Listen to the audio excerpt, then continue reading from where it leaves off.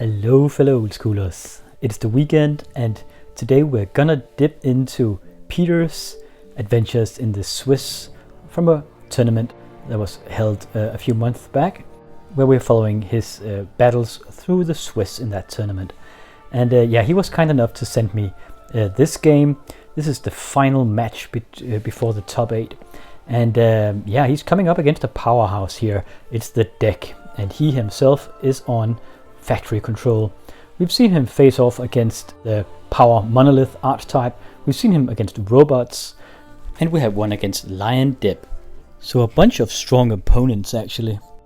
And like robots and the lion dip deck, this is a tier 1 deck, probably one of the top 3 brews or archetypes in the old school format. So he'll have his work cut out for him. His own deck is a bit of a new thing in old school, a new evolution, I suppose. It's kind of a mix between robots and the deck he's on. I've gone over his deck in the previous videos, and we've also seen the deck a bunch of times on the channel. It is a very popular brew in tournaments, so I won't go over the decks again here and just bore everyone to tears. If you're interested, there are many videos going over that particular archetype. There were plenty of versions of the deck in this tournament. I've faced a couple of them myself. We saw them in when we followed my games in the Swiss. And this is another version of the deck that I haven't faced myself. It's played by Simon. He's been part of the Danish old school scene for like forever. And he's very experienced. He's playing the deck all the time. So he's a very experienced pilot on it. As I know, his kill con is likely only the Mistress factories. Sometimes he uses sushis, as far as I know, in his deck. If you want to follow him, he has a Twitch channel as well, where we just place the deck on that channel in various tournaments. I'll link to that in the description below. So let's get started. Now both these brews are control dish archetypes, so I'll expect a bunch of counter wars here.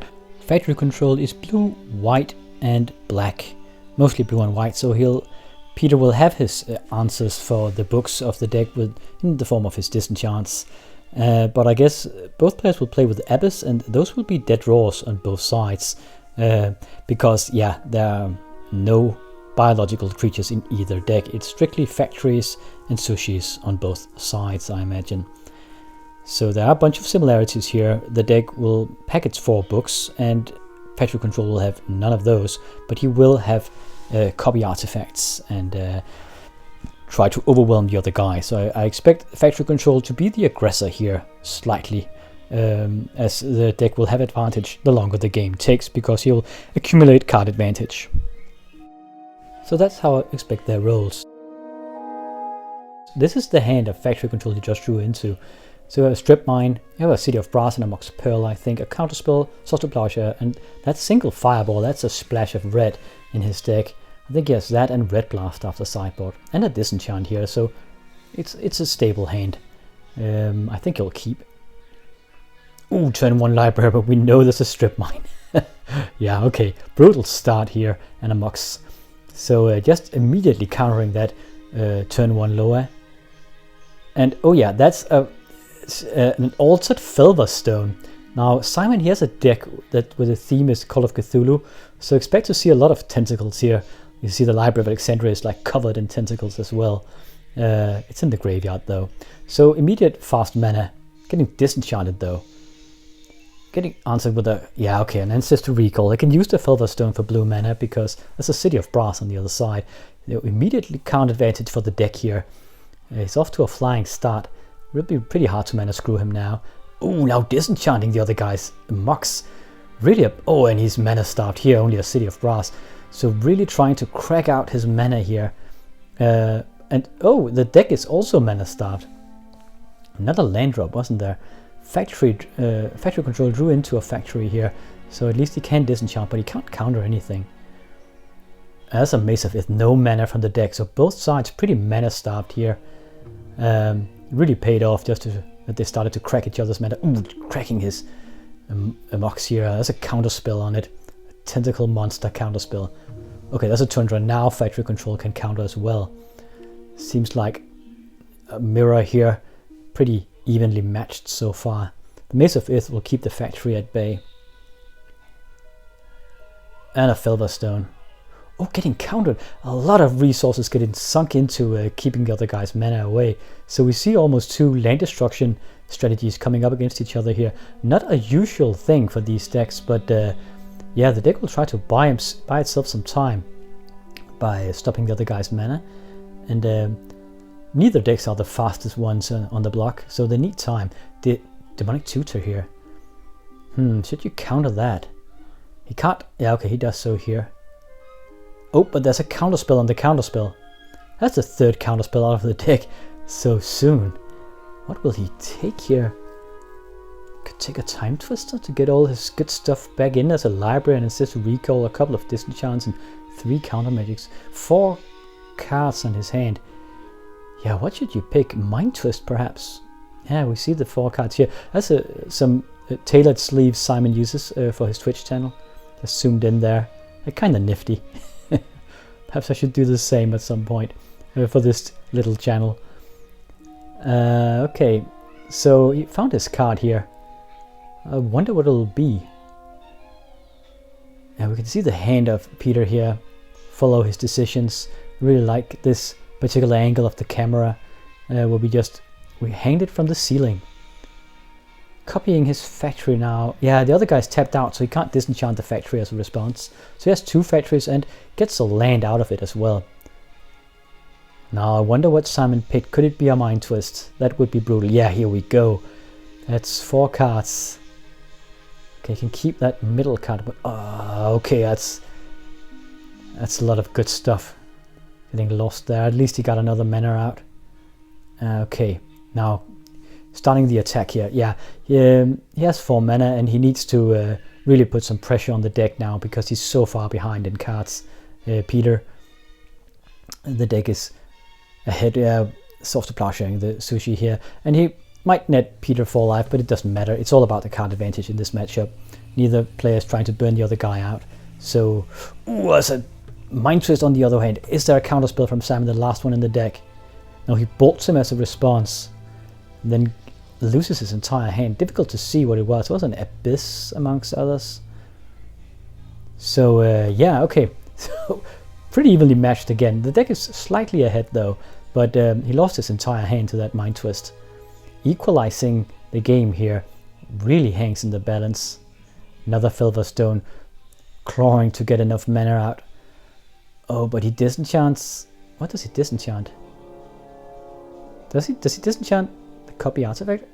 Okay, but he gets mana drained.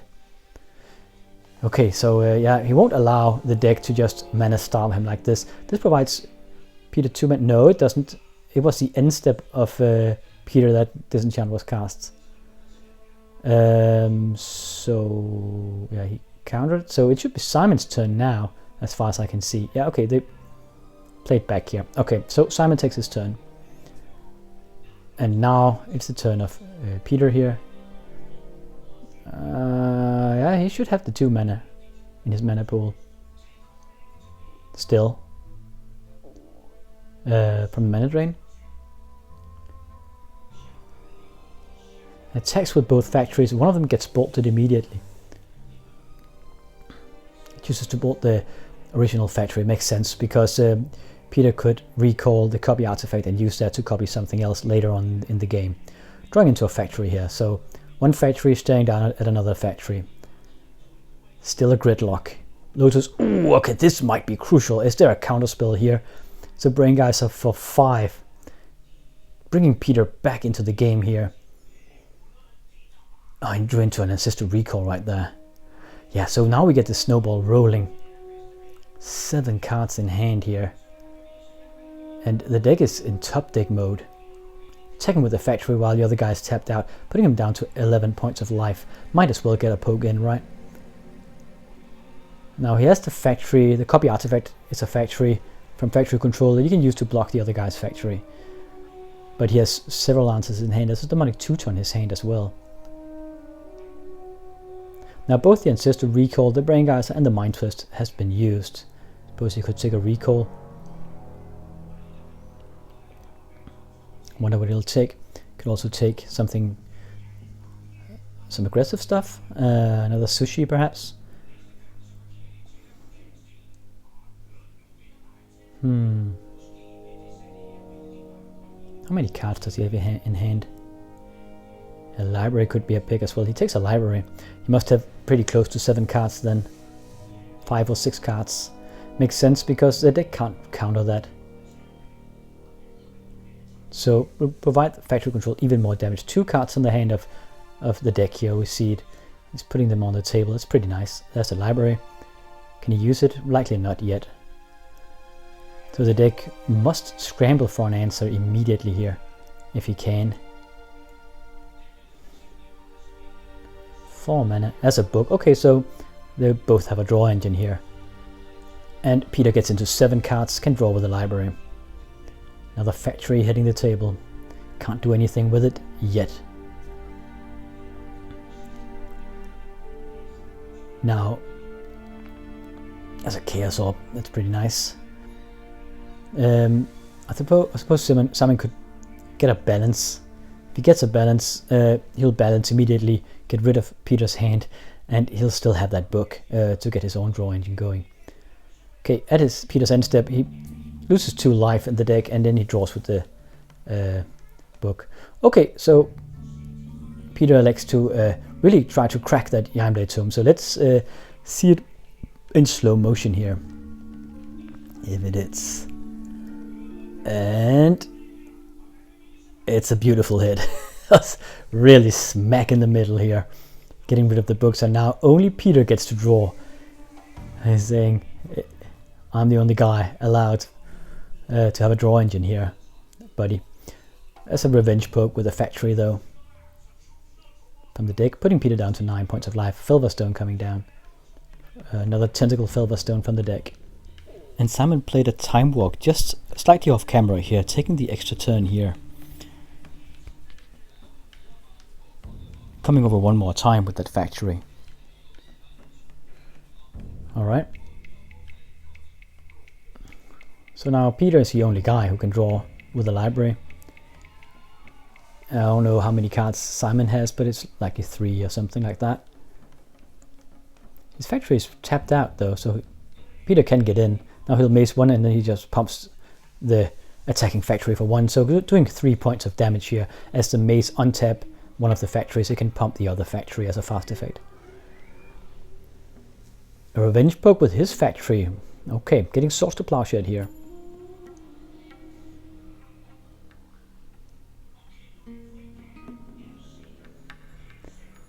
Passing the turn.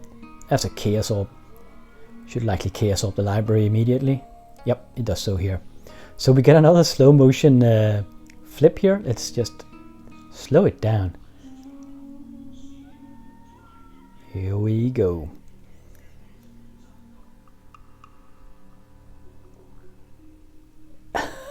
Oh no! That was a missed flip. Wow. Don't think I've ever seen Simon miss a flip ever. That's so crucial actually. Losing that flip on the library might actually cost Simon the first round here. Full hand active library. Factory control might just muscle through here through his card advantage. 2 factories coming over. One gets lost in the maze. He elects not to pump the other factory.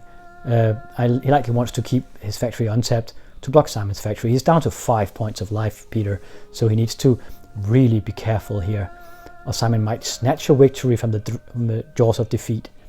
Now attacking with one of his factories, it seems. Getting Swords to Plowshare. Yeah, Simon can't really pump it with the other factory yet, because then he's open for attack. Now Peter just really needs to take it slow here. He's only at 5 points of life. A fireball will kill him. Needs a counter spell ready. Bolts will be dangerous as well. Regrowthing here. If he can take it slow and steady, he will have this game, I think. Should probably take an Ancestral Recall here. Brain Geyser might be tempting, but he can't really use the City of Brass. And I think an Ancestral Recall or a Mind Twist should be the pick. Taking the Ancestral Recall. Trying to get in some perhaps draw into some counter magic to block either a balance or a fireball for the win here. Ancestral Recall getting played. So a lot of cards on the hand of Peter here. Playing an Underground Sea. Didn't really catch if he had made a land drop. He likely hasn't. But this is usually a place where people sometimes mess it up and play 2 lands in the same turn, because it's after a huge draw. Felverstone coming down. Oh, I mean Sol Ring into a Felverstone. Yeah, he needs to get some of those cards out of his hand, or he'll have to discard. He shouldn't attack with the factories, just play it slow, man. I think. No, he attacks. Okay, really risky here. The other guy's at 11 points of life. Factory's coming in. Disenchant on his blocking factory. Now, yeah, one of them gets lost in the maze and then he pumps the other factory. Getting down to 8. Now Peter can't counter a fireball here and it's game. Nothing out of the deck though. Passing the turn right back, the library is online. Oh, really needs to play it safe here, Peter. Now he's at least untapped, so he can attack without any problems. Yeah, pumping it again so it does 3 points of damage.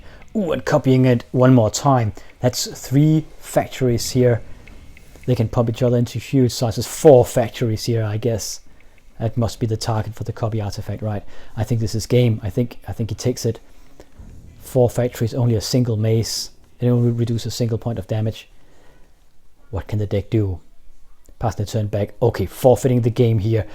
Man, what a game. Factory Control certainly took it after a really grueling standstill here where they just cracked each other's mana. But that Brain Geyser brought him into Ancestral Recall and then he just kind of went off.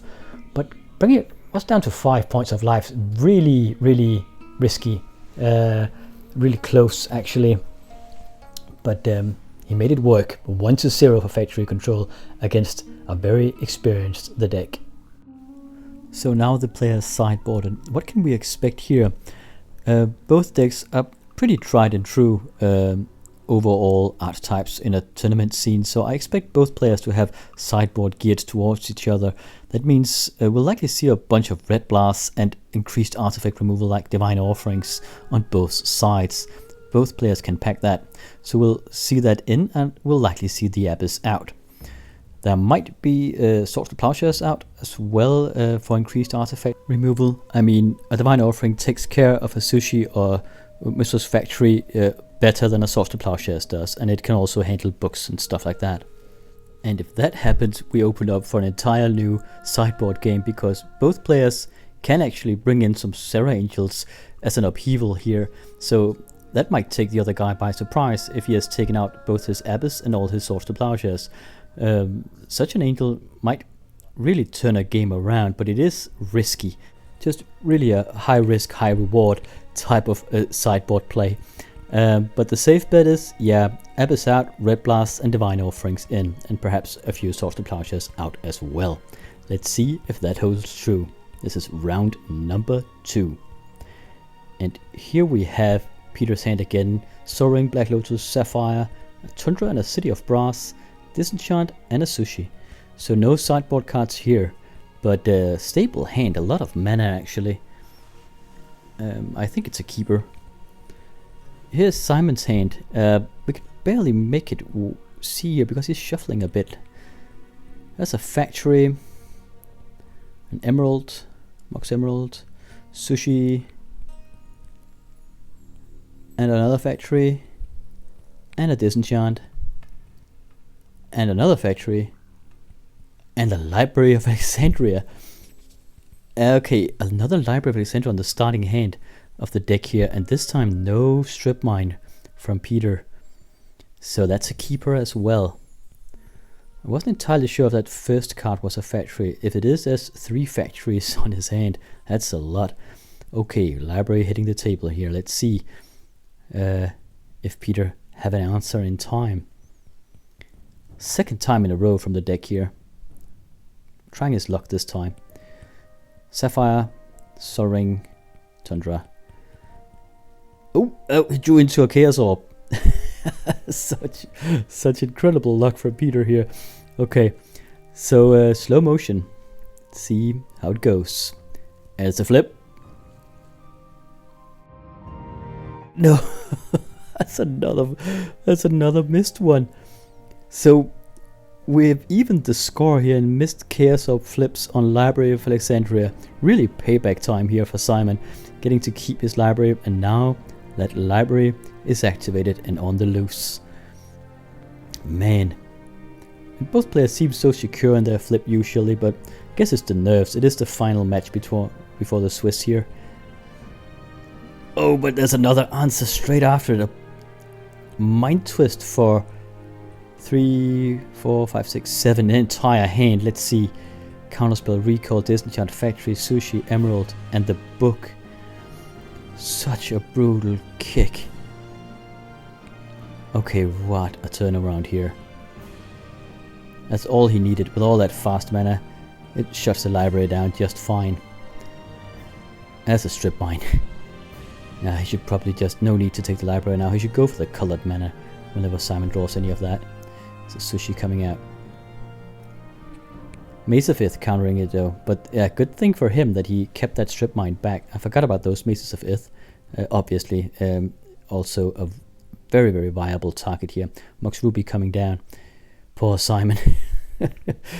it just thought that he had equalized the luck here when the Chaos Orb flip missed there.